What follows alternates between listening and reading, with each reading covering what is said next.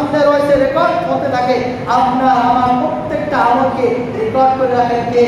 আল্লাহ রাব্বুল আলামিন কোরআনের মধ্যে সে কথা বলে দিলেন, কিরামান কাতিবিনা ইয়ালামুনা মা তাফআলুন।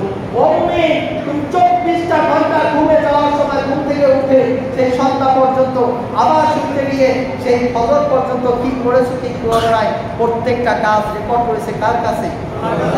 কার কাছে? কিরামান কাতিবিনা ইয়ালামুনা মা তাফআলুন। তোমাদের দুজন সম্মানিত রেকর্ড নিয়োজিত করে দেওয়া হয়েছে, 2টি সিসি ক্যামেরা ফিট করে দেওয়া হয়েছে। তোমার 24টা ঘন্টার আমলকে সেখানে রেকর্ড হচ্ছে।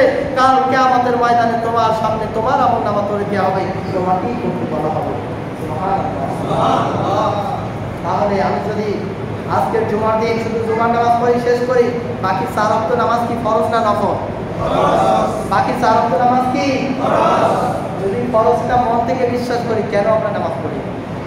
কেন নামাজ কায়েম করি না? কেন নামাজের প্রতিষ্ঠা করার জন্য আমরা চেষ্টা করি না? বাবার আসুন আমরা নামাজ পড়ার চেষ্টা করি।